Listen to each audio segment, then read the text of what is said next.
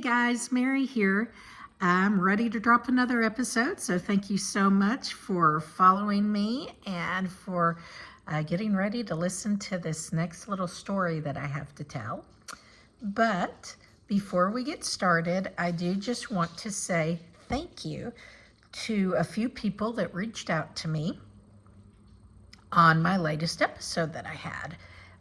It was the most feedback I ever got and got some really encouraging messages. And I just want to say I really took it to heart. It meant a lot. And thank you so much for supporting me. You know who you are. So with that said, today what I want to talk about is overcoming. So we all go through hills and valleys, right? That's part of the wonderful world of life.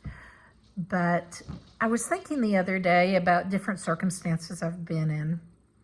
And mine very much, throughout the years, I've changed my perception of this story. Just with, wisdom, time, age. And I finally decided it's time to share it. So going back into my childhood, I am the youngest of three. At this time in my life, we had not moved to Texas yet. We were still living in Indiana. And I guess it really started when I was about, 2 or 3. And I would have seizures. Now, it wasn't the shaking kind that TV usually shows. Mine actually, there's a couple of other different kinds you can have. And I would do one or the other. I would either just kind of zone out for an uncomfortable amount of time, or I would just go limp. And the really scary thing about it at the time is I could go months without one and be perfectly fine, normal, no problem. And then I might have 2 in a week. So they were starting to get more frequent.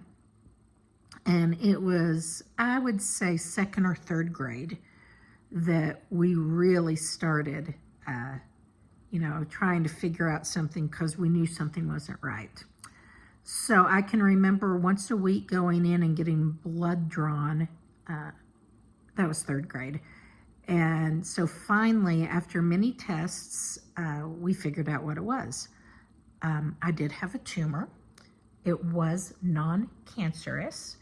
But it was also the size of a grapefruit, and it was in my brain. So yes, at 9 years old, I have brain surgery. So, like I said, it is very much looking back 2020 on this story, because 2020 vision, you always see it. It was very much God-led. The way different things played out. My dad just happened to know some people in the medical profession who knew of a wonderful neurologist who was just really getting started, but phenomenal, had a phenomenal team, and ended up that, like I said, right place, right time, and we got in. His name is Dr. John Tu, out of, like I said, Cincinnati, Ohio. And just incredible. So anyway, the story goes about 2 weeks before I'm supposed to have surgery, Mom and Dad and I go down together. Like I said, they were very present and, was just willing to make it happen. So interestingly enough, the part of the story that really sticks with me is the morning of my surgery.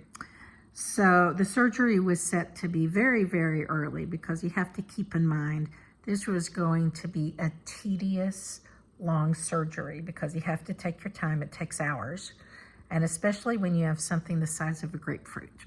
So you don't mess around with that. So anyway, it's early in the morning, and they ask Dad to go fill out paperwork, so he leaves for a little bit. And then it's time for Mom. There's a portion she has to fill out as well. So, of course, Mom was in the room with me. And it was just going to be a couple of minutes. And she was like, I'll be right back, And sure enough, as I'm waiting, and it's so funny because I remember it like it's yesterday because it was such a event. But anyway, this really sweet nurse comes in, and not that it matters, but just for you to have a vision of the story. It was just this really sweet black nurse, and she had the entire costume on that they used to wear back in the day with the little nurse, hat and just the whole garb. And she walked in, and of course you have to remember I was really little and I was very timid and just scared out of my mind. And so she sits me in her lap and she asks me if I'm scared, and of course I'm just, beyond, because, this scary thing's about to happen. And so she reads a small little Dr. Seuss book to me. And then she grabs my hands and didn't really necessarily ask to pray. It just happened. It was in the moment. And she said, she grabbed my hands and she said, I just want you to know that God is going to be working through Dr. Tu's hands today, and you're going to be just fine. And that was so reassuring to me. And she gave me a hug and she left. And gosh, just a minute or two later, my mom came back. I was hardly by myself at all. And I don't remember what I said. It was something off the cuff. And I said something like, that was the nicest nurse that came in. Now, granted, when I say this, you have to keep in mind, put yourself in the position of a parent, scared to death, afraid I could die or something could go wrong or who knows what. So I can guarantee you they weren't thinking about every person walking down that hallway, not exactly what was on their mind. But with that said, I said, yeah, that nurse was so nice. And Mom looked at me and said, what nurse? That's true. And yeah, so it still gives me chills in the best way, knowing that God had this. I know even if it was a person, whether it was an angel or just a person being an angel, I leave that up to you. I'll never know. But I will tell you that she was solid and she was right. And I am here. So the surgery ended up taking a couple more hours than it was supposed to. But when I came out, like I said, it was non-cancerous, which we knew beforehand. And it did not affect me in any way. It did not affect my senses. It did not affect my intelligence. And even when people look at x-rays to this day, they're not sure how I can learn because it was so big. So you tell me that's not a God thing. I am all about overcoming. I will tell you, I went through a period where I was really in denial about it. And even for a while, afraid to talk about it. And it wasn't because of the surgery itself at all. But the timing in our family, things were just going on. And that was when we'd moved from one state to another. So when I came to Texas, and everyone ended up being great. But it was hard for me in the beginning because I had just had part of my head shaved and had just had surgery. And kids that don't understand, it can be a little cruel. And so, yeah, I was bullied a little bit. But as time went on and people understood more, people became more understanding. And I learned over time that even though this may not be your story, we all have those moments in our life where we overcome something, right? And as an adult, where I feel like I've gotten much wiser on this, is that I've learned that your biggest weaknesses can become your greatest strengths. So, yeah, it was terrible, not fun. It was necessary.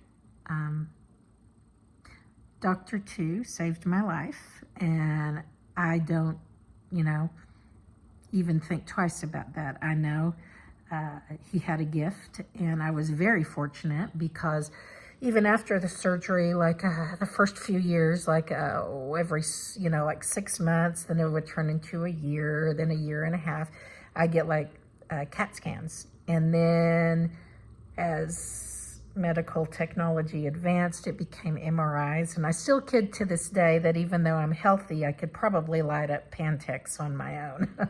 But anyway, yeah, and I was just very fortunate.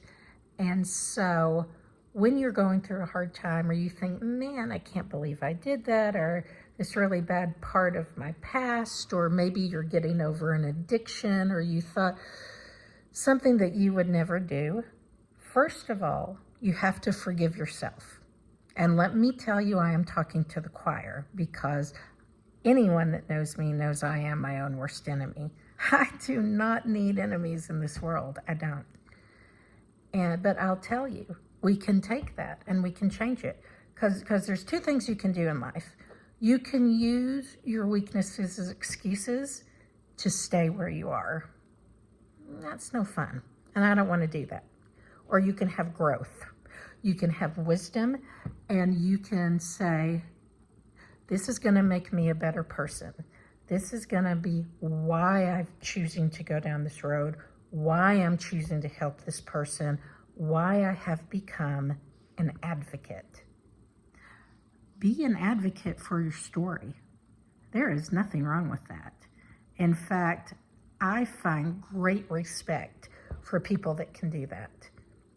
That is where testimonies are born and people are changed.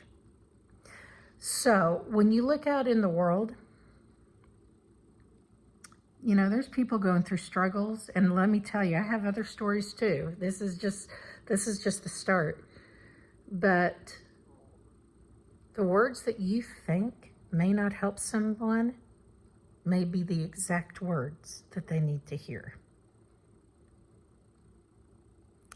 So I want you guys to put a big smile on your face and know that you are in a better place than you were yesterday.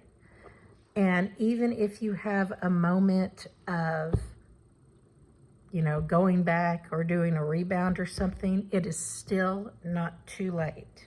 You are better today than you were yesterday. So, be an overcomer.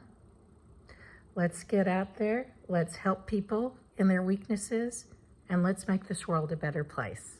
All right, guys, always good to talk to you. I'll have another one soon. Have a great night. And as always, I'm out.